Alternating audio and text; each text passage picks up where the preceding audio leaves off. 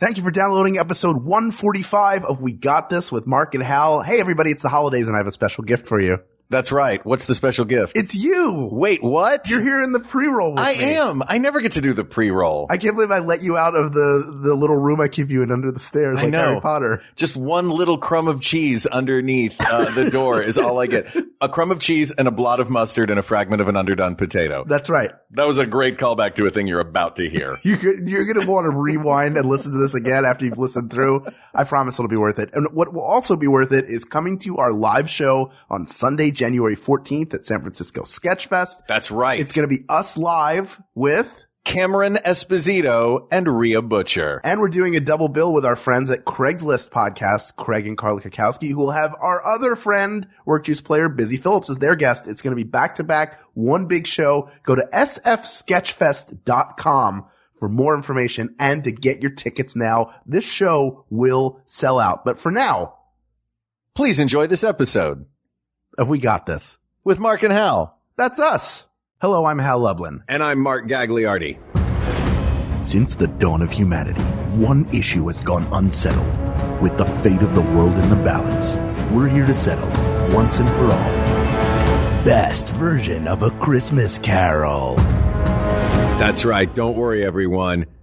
We got this. Podcast should have a theme song. Podcast should not have a theme song. Yes, they should. No, they shouldn't. They sound good. Yeah, but people are just going to skip past it. You know what? You're right. We got this. Hey, Mark. Hey, Hal. If you were to wear the chains that you forged in life, what would those chains be made out of? Ooh. I like to think that they would be made out of glitter and neon. Okay. What about you? Probably red meat. Oh, yeah. Oh, these are bad chains. Well, right. It depends on who you ask. Oh, yeah. If this is the bad chains, come on, bourbon and bacon. I would thought yours would be made of old cars. Just a series of old Just cars. hunks of metal. Yeah. Say, Hal. Yes. What day is today? Why, it's Christmas. Wait, I'm the kid. Why, it's Christmas morning. Oh, the spirits have done it all in one night. Hello, everybody. Today we are talking about my all-time favorite story, and I know, Hal, you love it too.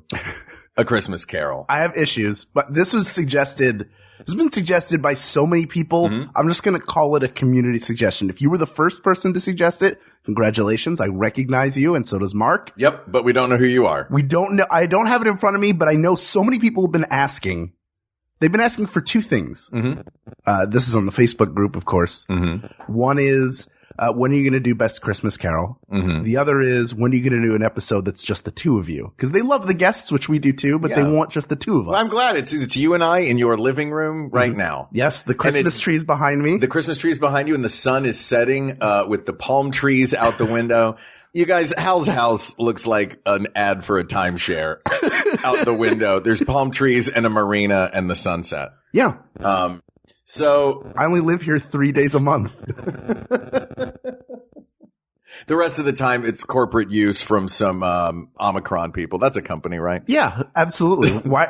Of course it is. It's a conglomerate based in Tokyo. Oh, all right. Let's say yes. Where they do not care for A Christmas Carol. Apparently, in Japan, Christmas is more like Valentine's Day. In that it's for lovers? It's the romantic holiday. Really? Yeah. This Juliana used to do a show there years ago, and I remember her telling me a story about that. And I thought, I guess everybody celebrates things differently. Today we're going to talk about how they celebrate Christmas in London in I've seen it anywhere between 1836 and 1842. For up to 43, actually. They figured out that the latest Disney version, the one with Jim Carrey, his one-man show, that took place in 1843, which is the year Dickens published A Christmas Carol. Assorted variations have, the 1938, Reginald Owen, I believe, just says, over 100 years ago. Right. All we know is it was a time when people died of the common cold, like a lot. Like 70% of death was from the common cold. And it made one of your legs not work. That's what Tim had. Yeah. So if you don't know this story, pick a different episode to listen to because we're going deep. If you do know the story, welcome, join us. fellow Dickensian Christmas traveler. Here's how we're going to break this down. We are going to first do a couple of honorable mentions, some of our favorite versions of A Christmas Carol that we know are not necessarily going to be the ultimate. Then we're gonna, I don't know, one by one, you want to just toss them in back and forth until we're like, that feels like all the big ones. Sure. And then we'll look at, we'll break those down. First, we'll look at the Scrooges, as a character, and then we'll go just through the story. And, we'll maybe pick winners for each assorted section of the story. Make sense? It does make sense, but I want to, before we do that, Yeah. I want to talk about the basic story of A Christmas Carol. You seem to have problems with this. My memory of it, Uh-huh. I only remember like Christmas Day, a fatted goose. Like, you know, But you've been watching these all week. We talked about watching Christmas carols all week. Well, before I watched it, my memories were like the jolly ghost of Christmas present, the specter of death that is the ghost of Christmas yet to come. Who was great in Bill and Ted's Bogus Journey. Yes, he was. He's very good at board games. Yeah. We know that. Best of 7. Damn right! You sunk my battleship. And then the ghost of Christmas past is usually a child or a young woman. Some sort of bright light. Yes. That's the big thing for Christmas past is that it's a bright light. But I forgot, I guess, until watching it. Even the animated versions. None of these are happy. These are like it's like classic Dickens. It's really depressing. The workers are super oppressed. There are sick children everywhere. And it just like, it does get better because it's a Christmas tale. So there's a happy ending, but Right. There's so much weight, so much gravity. It's definitely, you can tell when it was written and by whom it was written. Yeah, it's not a light Christmas tale. No. That's what's so beautiful about it is it's this really heavy story about a person who has shut out the world and walled himself up behind his greed and his lonerness, I guess. Is that a word? Sure, it is now. And his shunning of society. Right. And then that even ultimately after seeing both the good and the bad and the heart as well as the destitution of London of this time, that he has been a part of the latter, the bad part, and not the part of the joy. There's something really great, I think, in this story, and it's that anyone can be redeemed at any time. I think about this often when I do terrible or dumb things. I go, well, you know what? Scrooge was like 80 when he finally got redeemed, and he's fine. Do you feel like the clock is ticking? As long as you do it by 80, you're okay? I think so. 81, the ghosts stop caring. I just want to get visited by 3 ghosts, Hal. Too old. Yeah. The ghosts have their limit. Oh my God. Shout out to any of our listeners who are 80 plus. You know what? Hooray for finding podcasts. Yeah, good job. Right? I don't know how you're way cooler than every other 81-year-old. Yeah, sorry you're not going to be visited by ghosts. No, they stop at 80. If you're a horrible person and you're 81, that's how you're going to die. You know what? I don't think there are any horrible 81-year-olds that listen to this show. I hope not. Yeah. So let's wait. The part I don't. Right. This is What's bothering you? Have you ever had you've had a bad piece of beef before, and I have too. I've had plenty of them. Where you're going I love with red this. meat. Never in my life have I had a piece of beef that was so bad that it resulted in hallucination to the point where if a ghost showed up, I'd be like, "Oh, this is that porterhouse."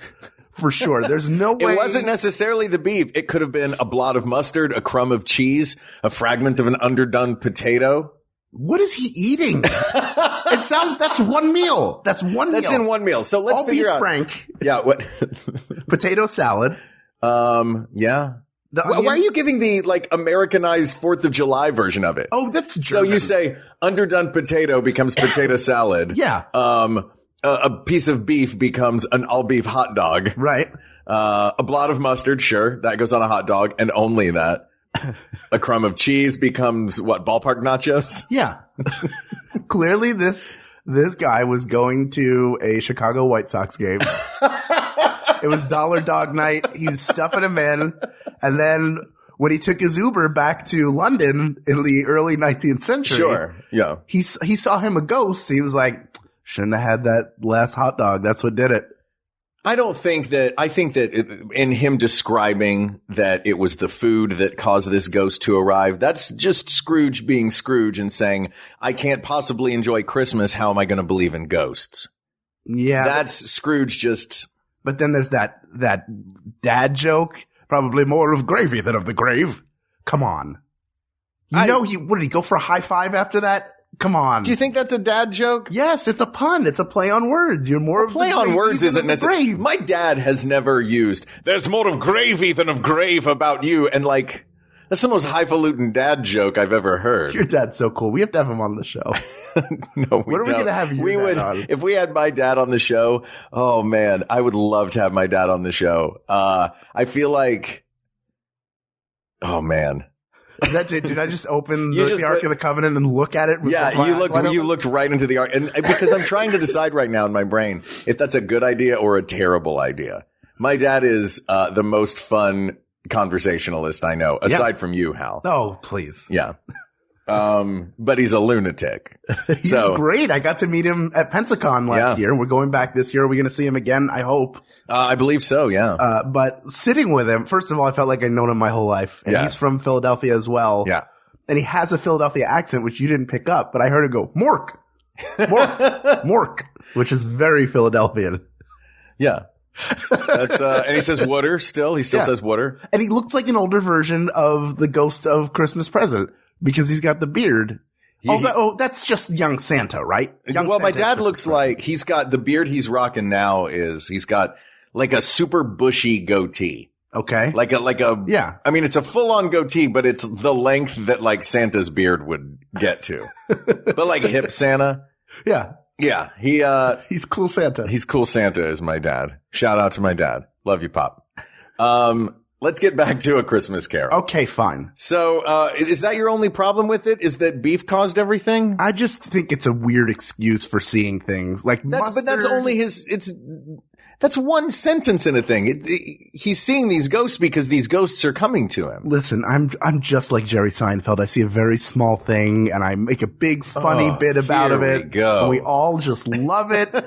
We don't question it any further than its surface. The darkness of it got me, and that particular piece of it was odd. It was like I watched several of these in a day, and it was taxing. Not in that it was bad, but it's such a heavy story. He's had such a sad life, and even though a lot of it has been created by him, and he broke his own heart.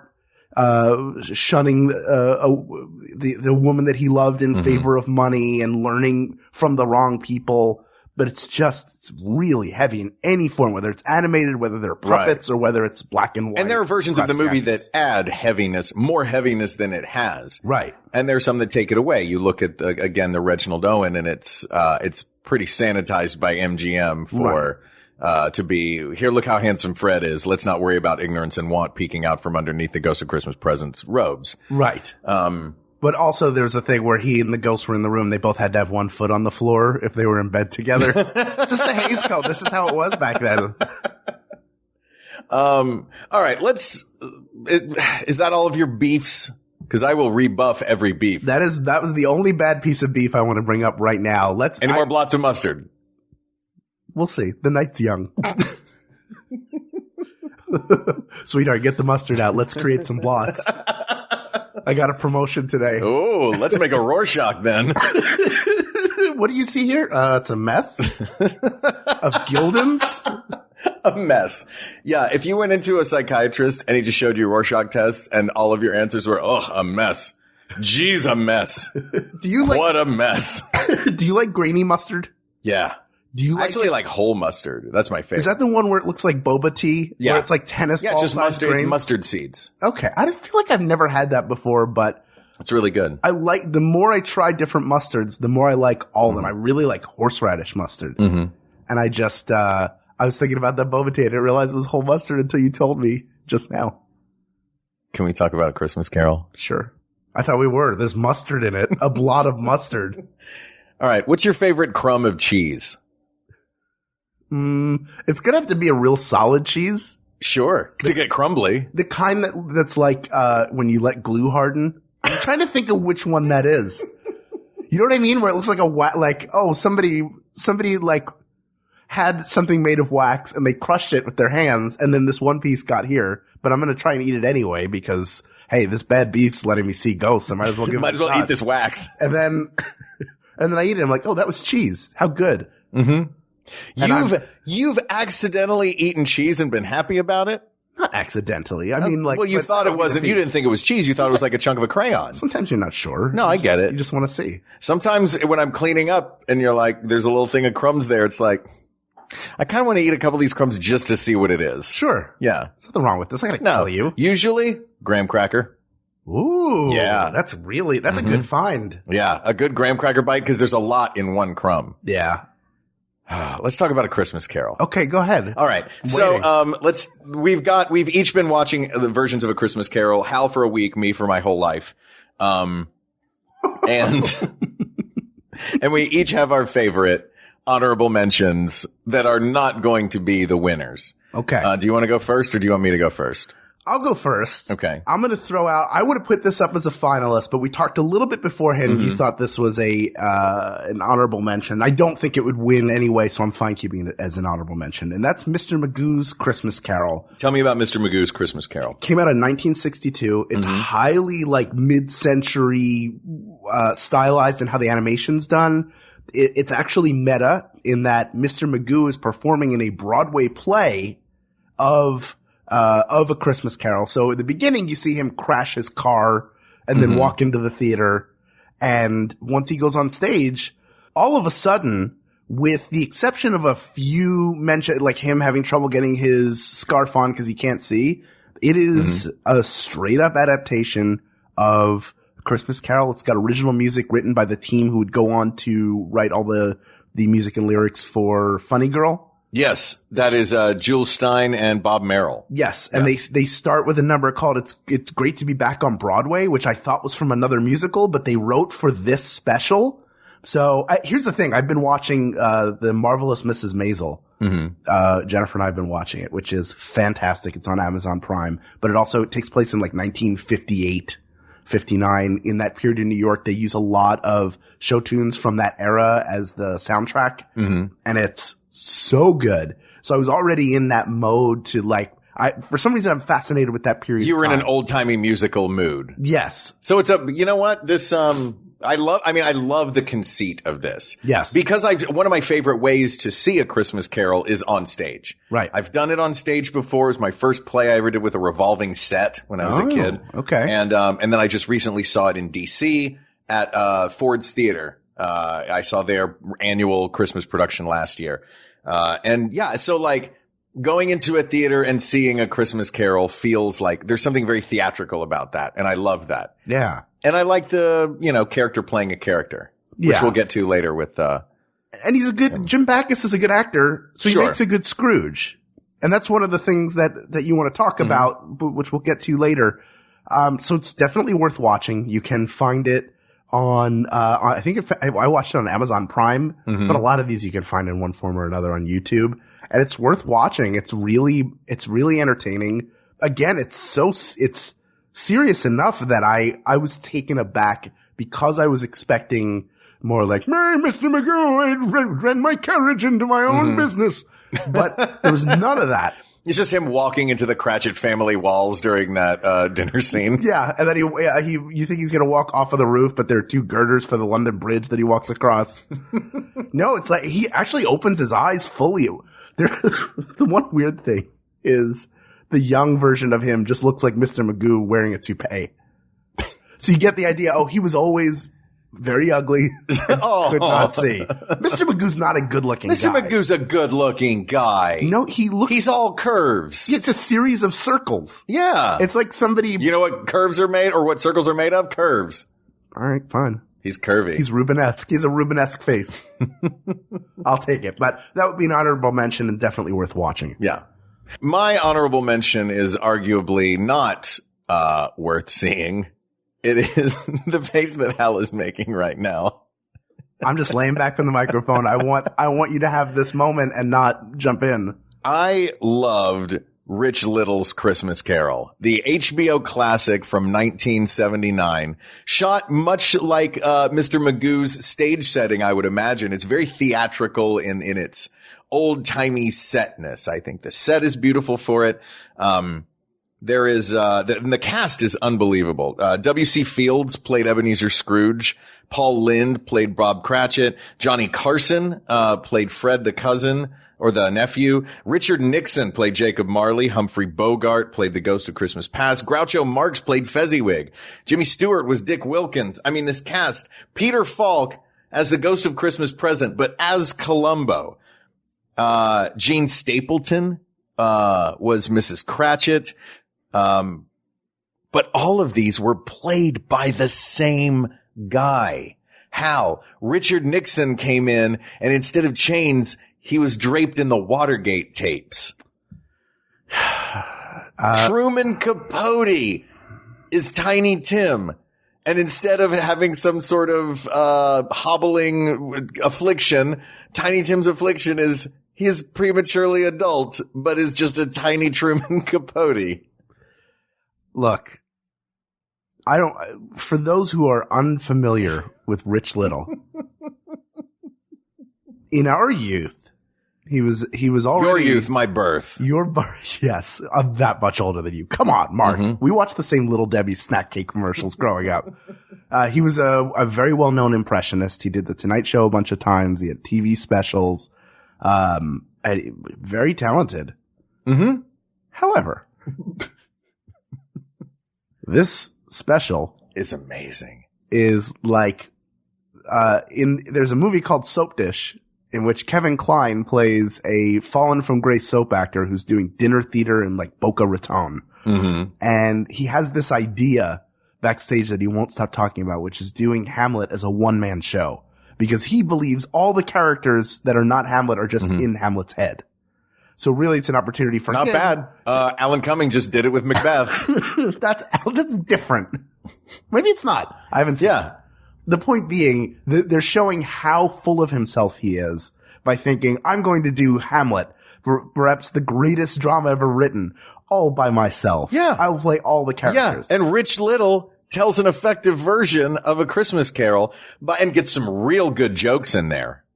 Some real zingers, Hal. Tell me 3 of them. This turkey is so thin, it's only got one side, as said by Paul Lynde as Bob Cratchit. Maybe just tell me one. That was it. I don't know about that. Best joke in the whole thing. There you go. There you have the Rich Little Christmas special. At a certain point, HBO was struggling to find programming. You're wrong. This is much in many ways as great a feat as Frank Cross's IBC production of A Christmas Carol that happened live on Christmas Eve. Well, he did it in the classic film Scrooged. Okay. Oh, yeah. There you go. Here's the thing. I don't know how Rich Little did it live, because you can hear the audience laughing the whole time. Oh, yeah. And I don't know how he managed to play all these characters at the same time. I have no idea. And all of the laughs sound completely distinct from one another. Yeah. They did not all sound like the same laugh over and over and over again. No, not at all. And I think the most beautiful thing about the Rich Little version of A Christmas Carol is at the end when he does a curtain call and all of the different characters that Rich Little played, they all wave at the camera and say, "Thank you, Rich Little." Oh my gosh. Rich Little as all of his characters thanks Rich Little for putting them in his production of A Christmas Carol. Please go watch this, everyone. Yeah, that part, instead of airing on HBO, should have been airing on EGO, because it is the most egotistical thing ever. Oh, that's a better joke. That's a better joke than the turkey's so thin. Yeah. This turkey's so thin. We beat it in the room. It just felt... And he's very gifted. And you pointed out that he's, in addition to being an impressionist, which he does very well, he's a good actor, which he is. Within his impressions, he's actually a pretty good actor. He plays a full emotional arc with W.C. Fields, who had passed away for a very long time and hadn't. All of these characters, He was doing old, I mean, yes, he's referencing Nixon and Carson, but he was doing old references in 1979. This was 1979 and he was doing Laurel and Hardy and W.C. Fields and he did Jack Benny at some point. Jack Benny is the little boy that today it's Christmas Day. Yeah. It was yeah, you know what? Go watch it. Go watch it. And do us a favor. Leave a review. Leave your review of the film on Twitter and tag at We Got the Sweets and at Mark Gags. Please. Or leave it on our Facebook group and tag Mark in it in case he ever shows up on Facebook again. We don't know. and that way let's see what everybody thinks. You have two differing opinions here. I didn't grow up with the special. You know what? I don't think I actually grew up with it either. I just remember it from being about 4 years old because we had it on VHS. Right. And it was one of those things that was way too influential in my life. Way more influential than it should have been. Right. Because I saw, this is how acting works. You play all the parts and they build you a set. Oh, Lord. Yeah. It's great. It's all so clear now. I want to get on HBO so I can do these jokes. When you were working on Amigos, did you look around like, I don't need any of these other kids. I don't need any of these yahoos. Pero Pepe, I could play that. Give me a small, cost you less, smaller dog outfit, less to clean. Come on, let's go. Yeah, but then I would have become the Scrappy Doo of Amigos, and no one wants to be the Scrappy Doo. All right, so now let's talk about what we think are the big contenders. Okay, there are no others that we want to put up as we don't think they're going to win. Yeah, like Mickey's Christmas Carol. Would you put that up as a finalist? See, well, because we said before we were going to do one honorable mention each. Okay, honorable so that's mention it. each. So now let's get to. We'll get to. Why don't we could eliminate a couple? We could give our big list and then we can whittle it down. How's that? I'll tell you what. Let's take a break. Okay. We're talking about honorable mentions. Mm-hmm. Everybody's on pins and needles, wondering if their favorite will be mentioned. And I will mention the one person in the Facebook group who brought up the Patrick Stewart CD. Not gonna win. I'm gonna tell you right now. There's a movie version of it that is great. The movie version could be discussed. Will it? Who knows? Ooh. You'll find out after this break. Hi, I'm Vince. And I'm Teresa. And we host One Bad Mother, a comedy podcast about parenting. Whether you are a parent or just know kids exist in the world, join us each week as we honestly share what it's like to be a parent. Turns out it isn't what we thought it would be. For example, stickers on car windows? It's no longer about what type of monster would let that happen, and more like realizing you are that monster. So join us each week as we judge less, laugh more, and remind you that you are doing a great job. Download One Bad Mother on MaximumFun.org or Apple Podcasts. And yes, there will be swears.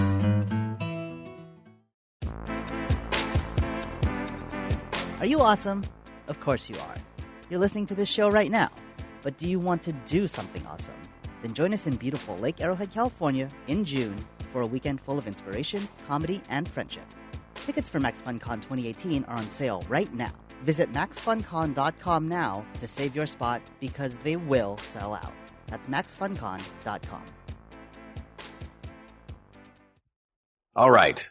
So here are our finalists in this category. We've already eliminated Rich Little and Mr. Magoo. Both very good. Well, one very good version. Yeah. And also Mr. Magoo. Wow.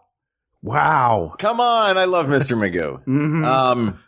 But we have a few more honorable mentions. You hate things that are funny? What's that? You hate things that are funny?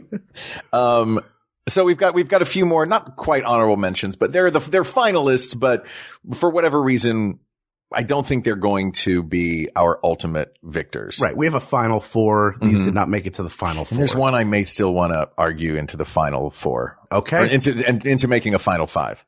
There have been some wonderful television adaptations of A Christmas Carol. Specifically, the more recent one, starring Patrick Stewart. And there are a lot we're not going to talk about of versions that I'm sorry if you have one that you love. There's dozens of these. Patrick Stewart made his version famous on stage where he did his one-man Christmas Carol. Right. From the point of view of Scrooge. And then that turned into I guess it was TNT did it, into a television movie. I like his version of Scrooge. I think it was it's a weirdly, sort of straightforward version of there wasn't anything that stood out as spectacular. Yeah. I mean, the guy's in the Royal Shakespeare Company for a reason. He's a fantastic actor. But there are a lot, at a certain point, you have to figure out what's going to separate one of our finalists from the rest of the pack. Right. And I don't think he separates. It doesn't separate on him alone because it's not like the production is super outstanding. It's just a great performance. A lot of these are great performances. Right. As is George C. Scott in the, I guess it was 84 version. Another great performance. I actually think of George C. Scott. When I think of George C. Scott, I think of Scrooge. That's, and I don't think of Patton.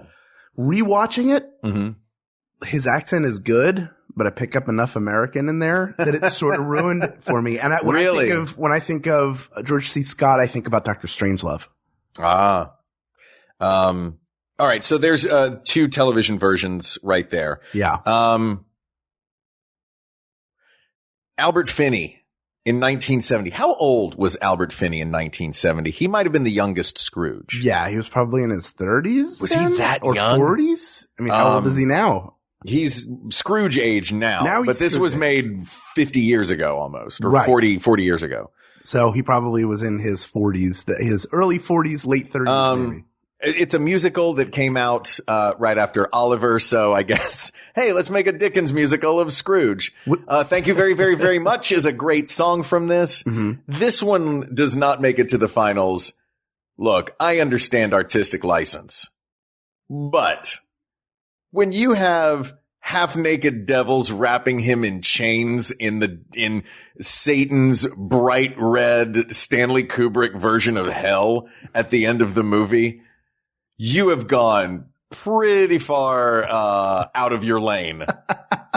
You are driving not on the shoulder, you're in the median. You may be like a town over. It's so funny. I thought you were gonna take bigger issue with, like, it's too much of a musical. I love musicals. I know you do. That's why I was gonna be shocked. But also, that's why I was thinking, well, Mr. Magoo's a musical, which is why it would be eliminated. But there are a couple in here that may have some music in them. That's true. Let's talk about Jim Carrey. This is, I don't think that this one rises. Maybe in time, this will rise to the level of some of the other ones. There are 2 things I think this one has going for it that are wonderful for me.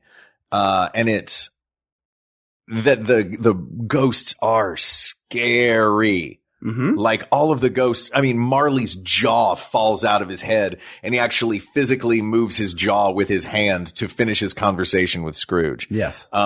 They're all, even the Ghost of Christmas Present, by the end, when the Ghost of Christmas Presents become an old man, even by then, he is scary and he's the jolly, jovial one. Right. The floating lamp head ghost, that is Christmas Past, this light that morphs all of the faces from all of the other, from all of his past into one. Yes. It's a terrifying version. So that I think is really cool. Yes. Reason 1B. Shout out to Molly Quinn, who is one of the Cratchit kids. Yeah, our buddy Molly. And first guest in a live show. My little sister. That's right.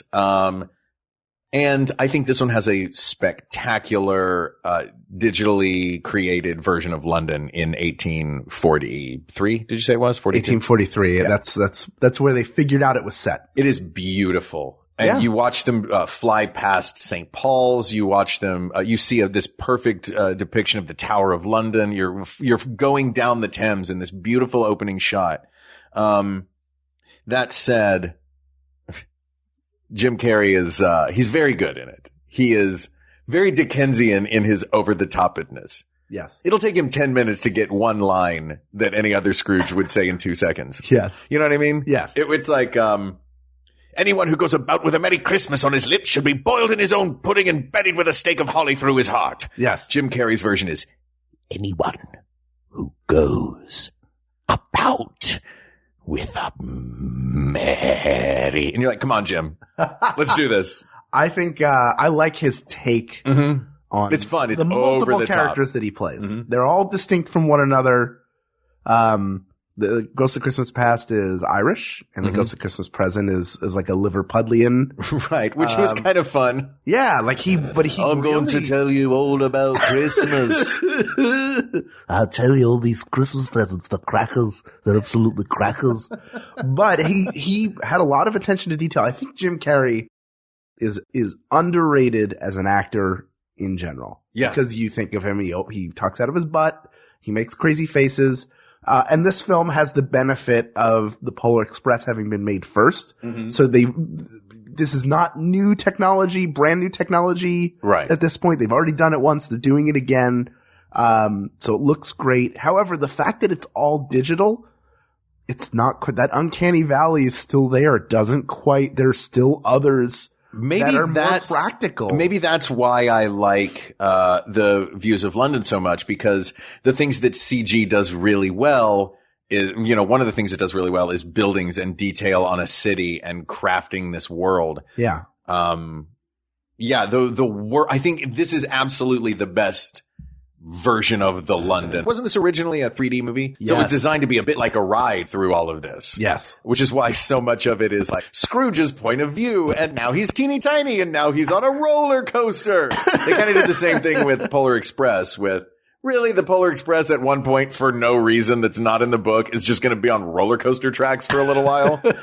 All right. 3D. Great. Oh, this is going to be a big shocker. This one everybody's going to yell at you for, Hal. Me? Everyone's going to yell at you for this, because this is the one that I want to make our fifth runner-up. What? Don't throw me under the bus. I am throwing you under the bus because you're the one that said, I don't like this version. Previously. I don't. Listeners. I saw it in the theater. Listeners. These guys are our friends, Hal. The listeners and the Muppets. Yeah. We've been on stage with Muppets before, Hal. We are Muppet people. We are Muppet people. And this version with Gonzo playing Charles Dickens and telling the story along with Rizzo, Kermit the Frog as Bob Cratchit. Yep. And Michael Caine as Scrooge in, of course, The Muppet Christmas Carol from 1992. Why do you think this doesn't make the final four? Or why do you think we need a final four instead of a final five? First of all, if you want to put it in the final five, that's fine. I would eliminate it almost immediately. All right. How about this? We'll put it up against one. Is there one of these that you would eliminate from the other four? No. Okay. But let me say this. I love the Muppets. I saw it in the theater with high hopes. You broke my heart when you told me this. But also remember, this was 1992. We're not too far from the death of Jim Henson. This is Steve Whitmire's first big outing as Kermit the Frog in a feature film. And it just didn't land for me. At the time, now, even though Steve Whitmire is no longer doing the character, he spent more time doing it in the overall public eye than Jim Henson did. If you look at Through the Muppet Show, or close to the same amount of time, because Jim Henson was doing it even in the 60s. But it just didn't. I listened in watching it. It was like, he hasn't quite made it his own yet. He's definitely doing Kermit, but it's not. I recognize that for some people, that's the Kermit they grew up with. It wasn't the Kermit I grew up with. And it was still really fresh. And it has stuff in it that's great. Gonzo's great in it. Fozziewig. Yeah, really Fozziewig. All the Muppet gags I really like in it. Statler and Waldorf as the Marleys. I believe it was Jacob Marley and Robert Marley. Correct. So it was Bob Marley, which is just some Muppet goofiness. And the boxes were whaling, so it was Bob Marley and the Wailers. Oh, that's right. So there's tons of clever stuff in there. The songs are good. It just, there's something about it for me that doesn't quite land. And Michael Caine does a great job as Scrooge. He made the choice to play it like, I'm going to go like I'm doing Hamlet. I'm not going to play like I'm with puppets at all. Oh yeah. His version of it. And his Scrooge it's a fun thing about Ebenezer Scrooge that I like. We'll get back to the Muppets in a second, if I may veer off for a moment. Do it. I like how everyone does the same script in such vastly different ways. Patrick Stewart's introspective Scrooge. Michael Caine's, Reginald Owens' cartoonish curmudgeon Scrooge. Yeah. Michael Caine is cold. That's the thing that he does so brutally in this movie is he is cold. Even as he's visiting places with these other ghosts, his eyes will well up a little bit, but he still has his cold facade on. Yes. I think he's a great, that he brought to the Scrooge canon, I thought was great. It is. Mm-hmm. It is. And I'm not, me saying I don't think it's a finalist doesn't mean I don't like it. Mm-hmm. In the greater canon of Muppet films, it's my fourth favorite behind the original three. Mm-hmm. That being said, I think the other four to me are stronger or more interesting takes on the story. And in some ways, how straight he plays it for me as a viewer is almost too much of a separation. Oh, when he's legit terrifying. Yeah. When he asks the rats if they would like to spend their holidays unemployed. Yeah. Yeah. It's pretty freaky. All right. Well, let me ask you, Here's Mark, the thing. I'm not making all these decisions by myself. No, I know. I'm going to make most of them. I know these a lot better than you. Would you switch one out for another? How dare you? I know the Rich Little one really well. Can we bring that one back in? Shut up. The only one that I would swap out for this is the other one that was a big part of my childhood. And for me, so much of this is about nostalgia. And there are three versions of Scrooge that are, I think, really impossibly perfect. And then there's one version in here that is in here because I just love it. Yeah. And I don't think the Muppet Christmas Carol beats it. Right. So I'm willing to say goodbye to Michael Caine and Kermit and do not tell Miss Piggy. Never. No. Never. Do not tell her that we eliminated them in this. Because I would like to keep Mickey's Christmas Carol in there. Okay. The 1983 Disney classic that I think in all of its iterations, I know it's been edited and re-edited as lengths of time for TV shows have fluctuated. Yeah. But it's darn good. Yeah. So would you like to reveal the other three of our finalists besides Mickey's Christmas Carol from 1983? Sure. This was my Christmas Carol. Well, actually, that's not true. Mickey's Christmas Carol is probably my Christmas Carol as well. But the one that is the farthest afield of all of these is Bill Murray's Scrooged, which is an adaptation of the entire story taking place in 1988, where he's a television executive as opposed to a bottle and ship. Right. Or, whatever they do. Yeah. W.C. Fields empties the bottles and Bob Cratchit, Paul Lynde fills them with boats. Why am I borrowing everything from that rich I'm obsessed with it because it's like the Star Wars holiday special. How dare you? It's nowhere near that bad.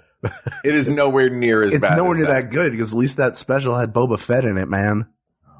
There's no Boba Fett in this. You made me watch that special. That special is garbage. It's so bad.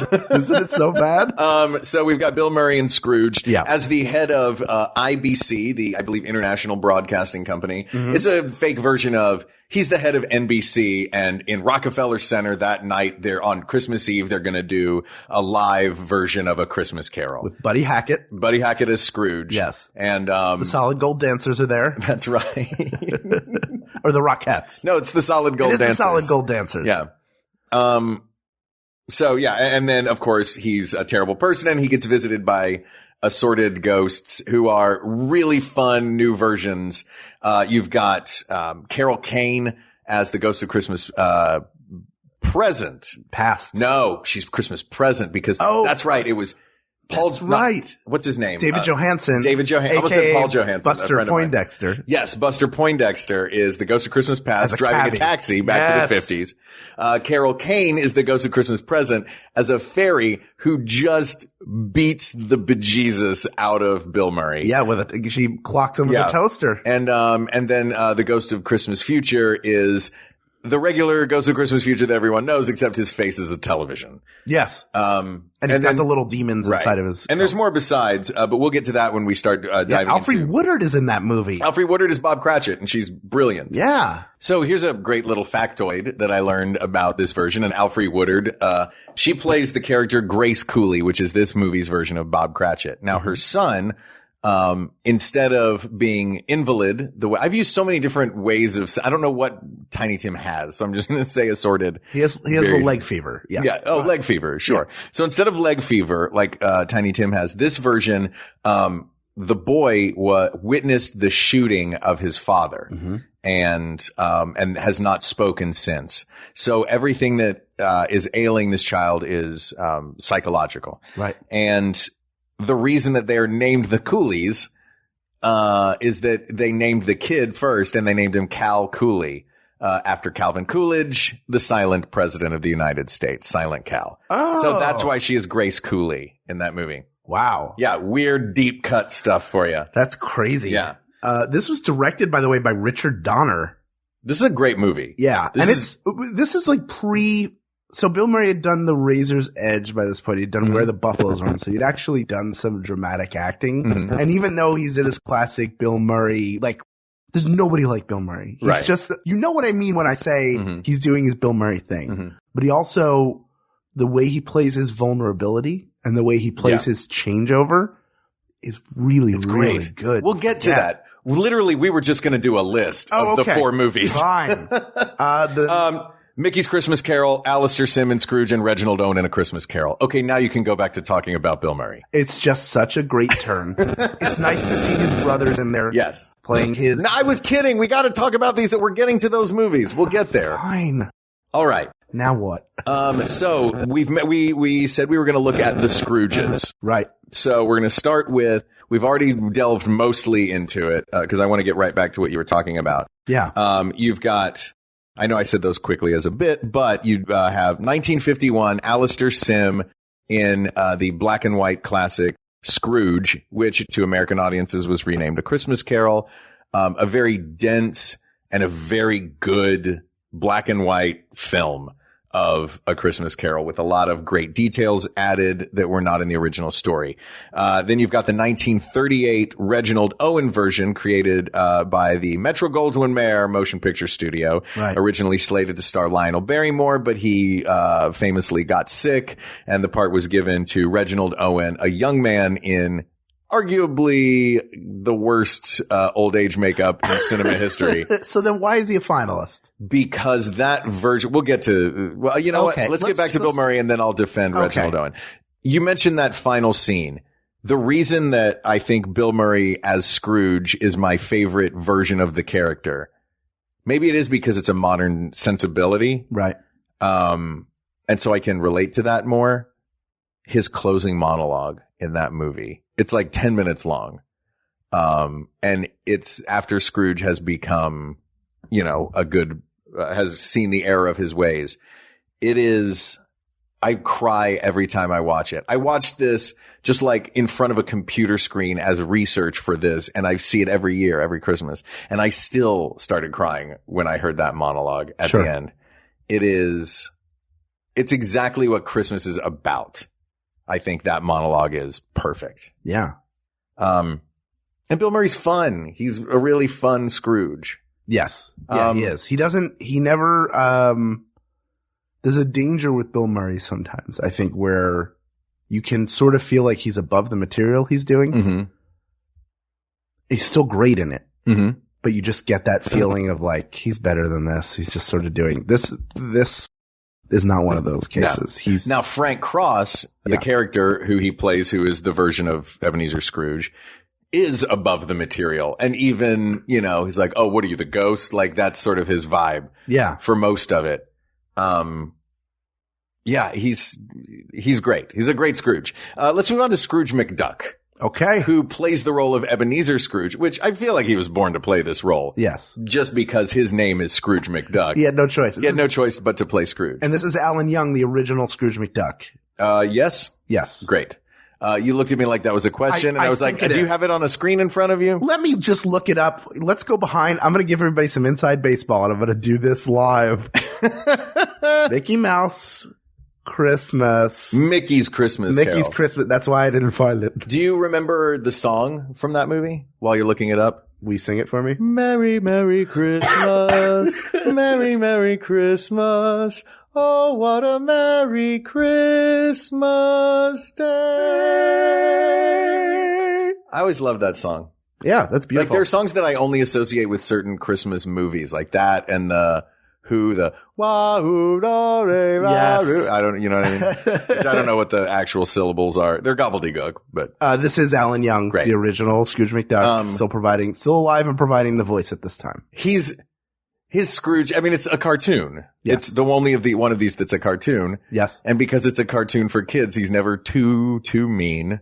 Mm-hmm. He's mean, but he's like cartoon mean. He throws a wreath around Donald's neck. Yes. You take this wreath and give this to the poor, and that'll be all of it. Actually, no, that's when he tosses the wreath to the characters from Wind in the Willows who are playing we'll get to that. We're just talking about the Scrooges now. The thing I think he does really well is his sense of wonder with all three of the ghosts. Not like, but I don't understand what we're doing. He's very wide-eyed. And he jumps wholeheartedly into the past. Yes. Yeah. He's kind of like immediately. He's not the best Scrooge. Well, look, Scrooge. He does not have the steepest character arc. But he's a great duck. He's a great duck. Great character. Mm-hmm. Obviously, this is breaking the heart of our producer, Ken Plume, who has worked Uncle Scrooge McD into so many things in his life because he's a huge Scrooge McDuck fan and art collector. Yeah. And it's easy to see why. Sure. Great character. Scrooge McDuck is a great character. Yes. In the way that Mr. Magoo is a great character. But I'd argue that maybe Mr. Magoo's acting is better than Scrooge McDuck's acting. Yes. And here's the difficult thing is you have stuff that's from your childhood. It's hard to separate extract it. That was from my childhood too. That's why it's still in here. Yeah. Honestly, it's not the best one. But we wanted to talk about it. We wanted to keep talking about it. What, do we want to keep talking about it? Do we have to eliminate it? I think we do. This is also well. Let's talk it out then. Everything we love about it before we send it on its merry way.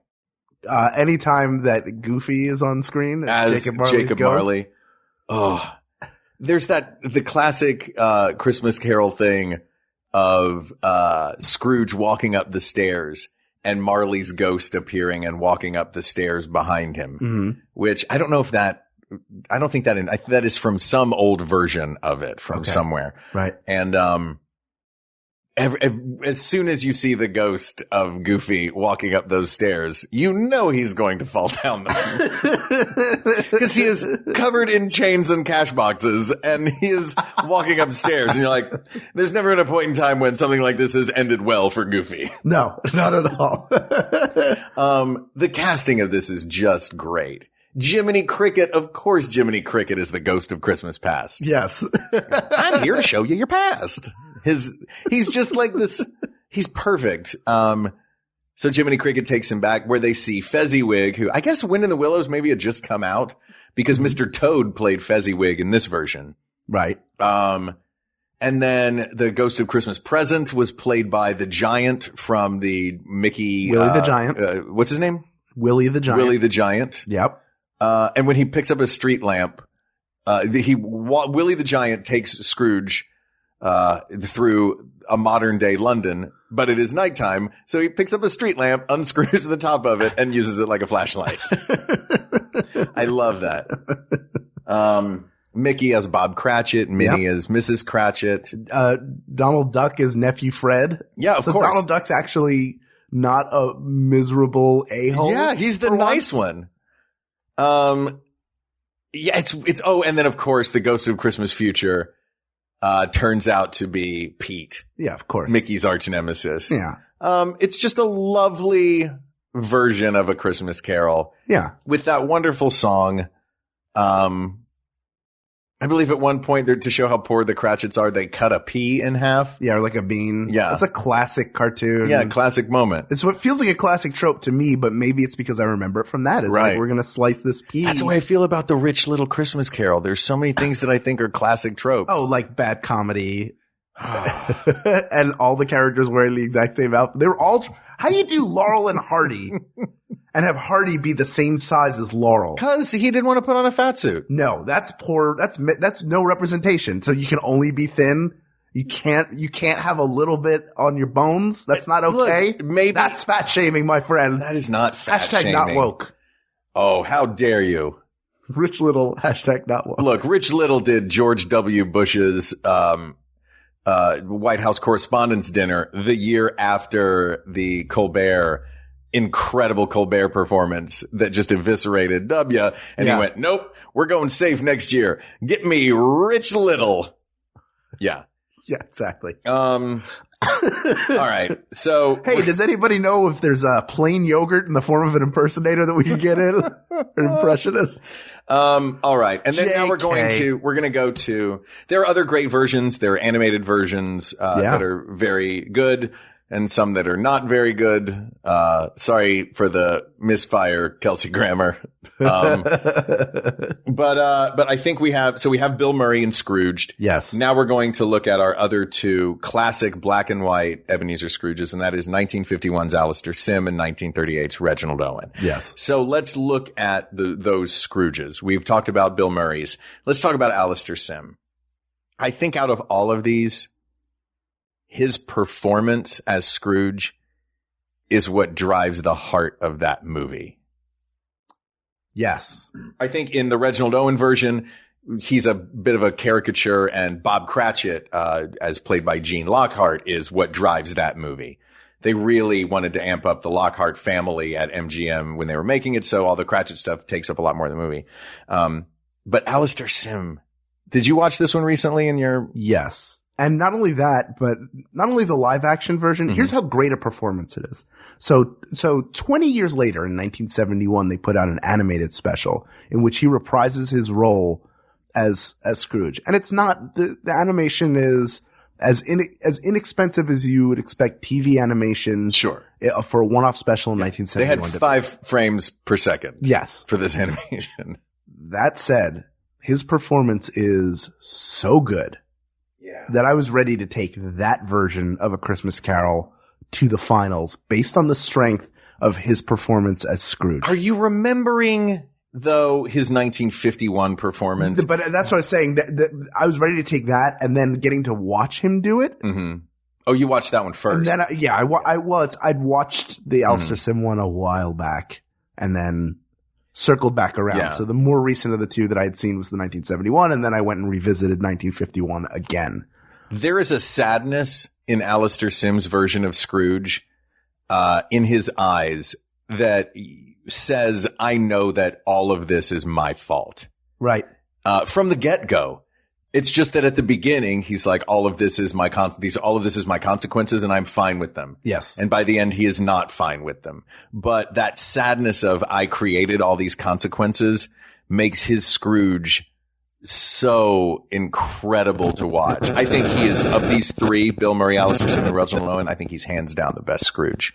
Yeah, I mean, you really get the sense, if Marley carries around the change that he forged in life, and that's why he moves the way that he does, then Scrooge already, like, his chains already exist just in his soul. Yeah. He's just a worn down, he doesn't feel powerful, he's just mean. Yeah. And in his little corners where he can take advantage of that and make things the way he thinks that they should be, because he's committed to the choices that he made earlier in his life, then he does that. And people either don't like him because he's unpleasant, or he's making their lives miserable because they have to deal with him or they work for him. Yeah.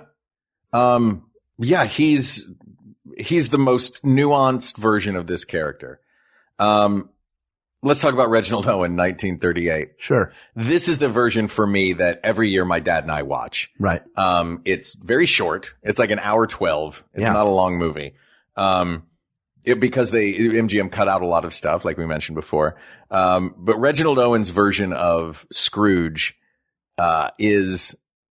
he might as well be tying a girl to railroad tracks at the beginning. He is, and he's even got the top hat. He fires Bob Cratchit. Like all the other versions of Scrooge, it's be here all the earlier the next morning. Yeah. And in this version, he flat out fires Cratchit when he throws a snowball at his hat.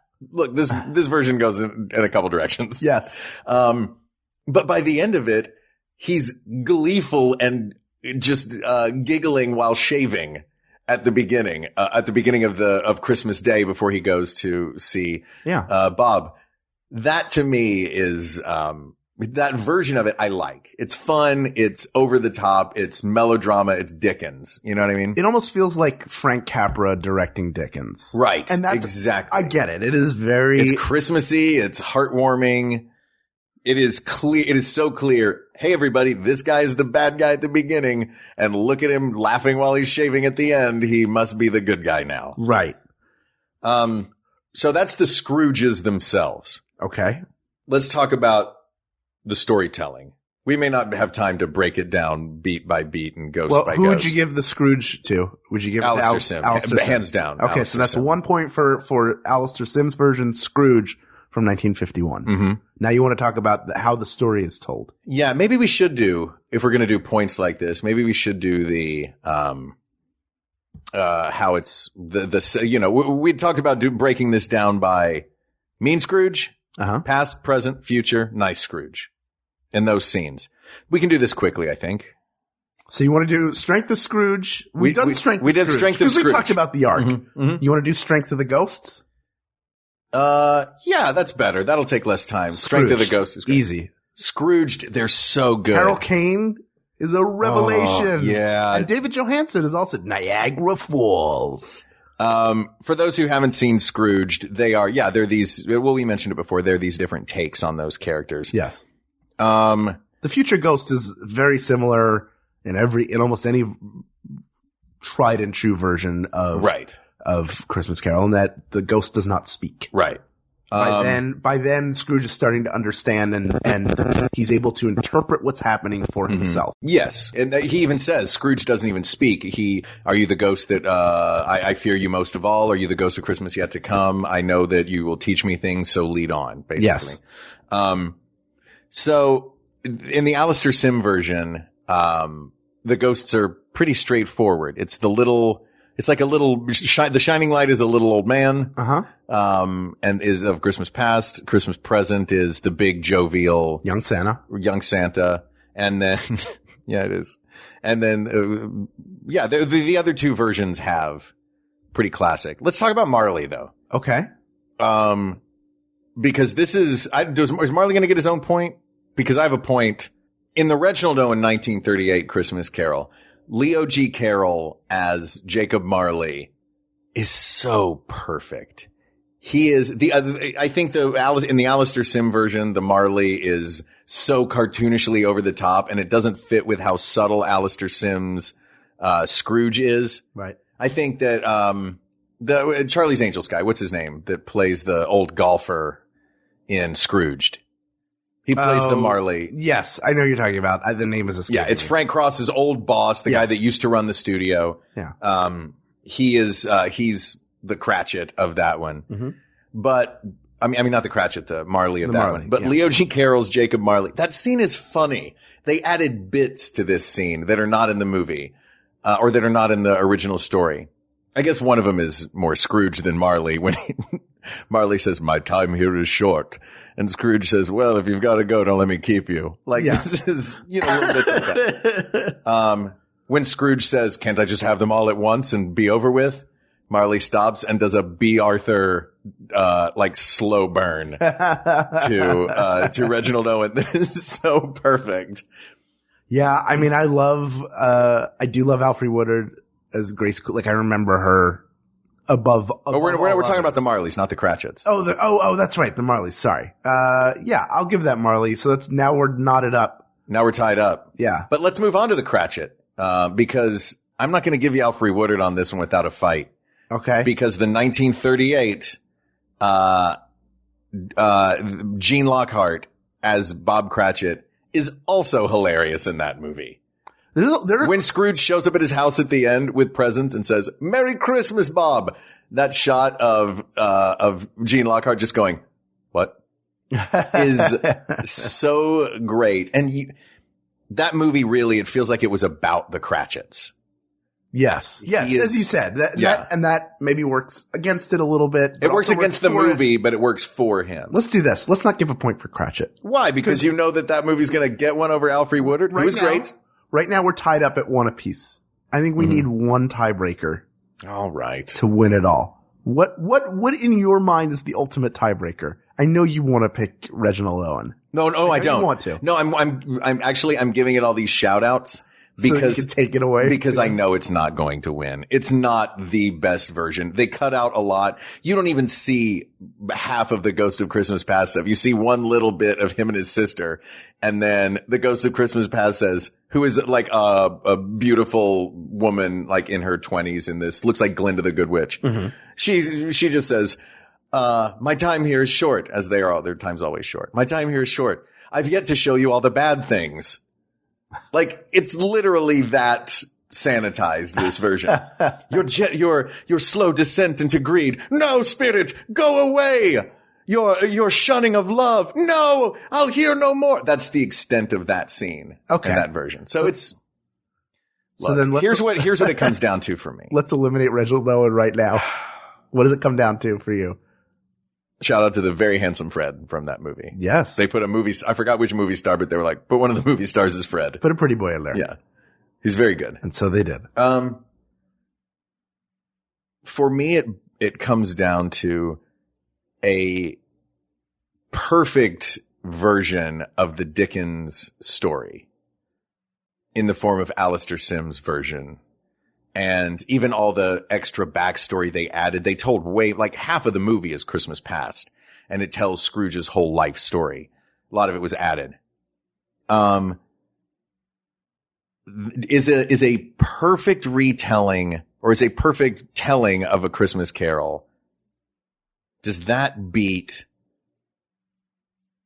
Bill Murray's monologue at the end? Because that to me is the ultimate, thing about Scrooged. Scrooged is great. Otherwise, it's a fun take on A Christmas Carol. Right. But Bill Murray's specific turn at the end of that movie is what makes that, in my opinion, a holiday an absolute classic.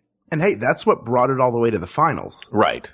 However, we said Best Christmas Carol. We said Best Christmas Carol. Yeah. And we both had the same answer out of these three for sure in our heads, because I was thinking about Alistair Sim as well. So, people of the world, I wear on me the chains I forged in doing podcasts for way too long. Links of We Got This, and Tights and Fights, The Thrilling Adventure Hour, and Welcome to Night Vale fall about me. And I'm here to warn you that this Christmas season, you will see many forms of A Christmas Carol out there. But there is only one that is the best Christmas Carol. Is it the Muppets? No! Is it Mickey Mouse? No! Oh, shackle, shackle, shackle. I thought the 51 Marley was the hammiest one. I'm here to tell you that the very best version of A Christmas Carol is 1951's Scrooge, starring Alistair Sim, asked and answered. Hey, Merry Christmas, everybody. Merry Christmas, listeners. Put a little love in your heart. Put a little love in your heart. The listeners in the back, I can't hear you. Put a little love in your heart. You in the car on your way to the gym. Put a little love in your heart. You listening with your kids, join in. Put a little love in your heart. Thank you to everyone who suggested this topic. This topic is now closed, but there are many other topics to discuss.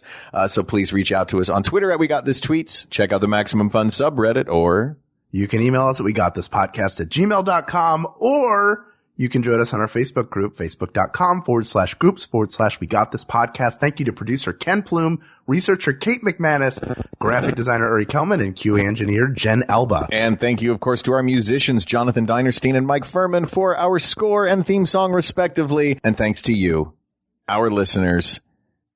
It's at this festive time of year that anyone who says, we got this, does not have the best listeners in the world, should be boiled in their own pudding and buried with a stake of holly through their heart. What? For Hal Lublin, I'm Mark Gagliardi. And for Mark Gagliardi, I'm Rich Little. And don't worry, everybody. we got this. We got this. Jerk. MaximumFun.org. Comedy and culture. Artist owned. Listener supported.